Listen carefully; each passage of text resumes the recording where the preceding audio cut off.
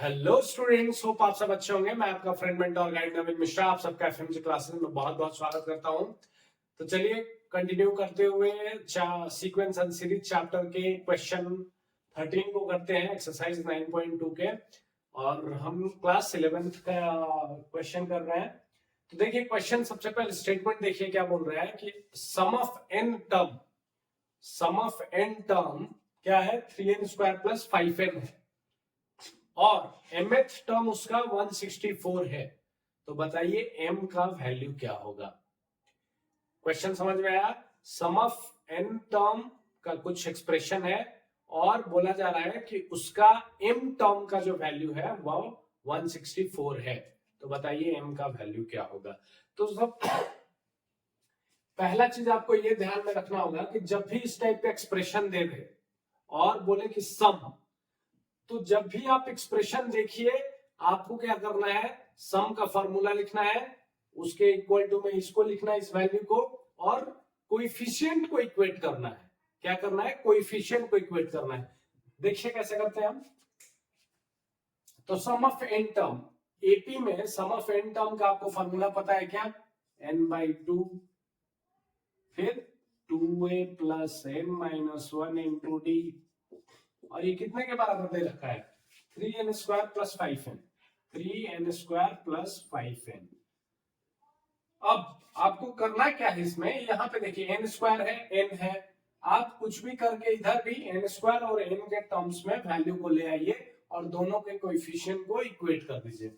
चलिए next step में अगर हम सॉल्व करते हैं तो 2 से इसको मल्टीप्लाई कर दीजिए और n से पूरे टर्म को मल्टीप्लाई कर दीजिए। तो 2an plus N square D minus N D, इससे मैंने ब्रेक कर दिया एन डी माइनस डी और एन से मल्टीप्लाई कर दिया, और इस 2 से ये पूरे टर्म को हमने क्या कर दिया, 3 2 जा 6 प्लस 5 2 जा 10n, इस 2 से हमने पूरे इस टर्म को मल्टीप्लाई कर दिया।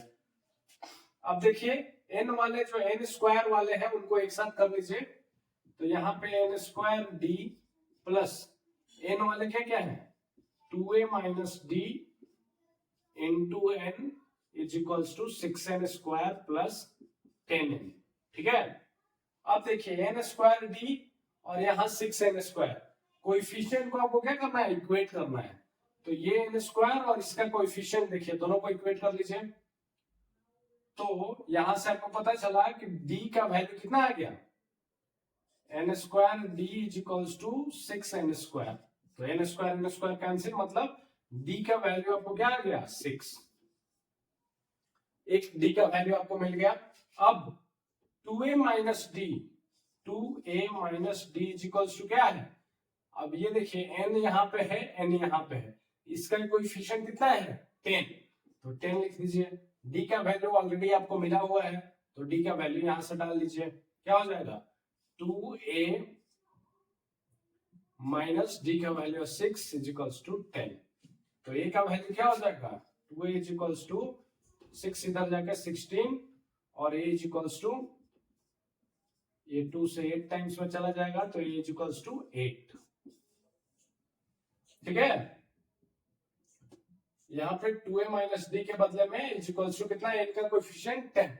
तो हमने वही किया, d का वैल्यू 6 था, हमने रखा, और यहां से हमारा a का वैल्यू आ गया 8। अब सेकंड पार्ट ऑफ क्वेश्चन क्या बोल रहा है, सेकंड पार्ट बोल रहा है कि इसका mth जो टर्म है वो 164 के बराबर है, mth टर्म।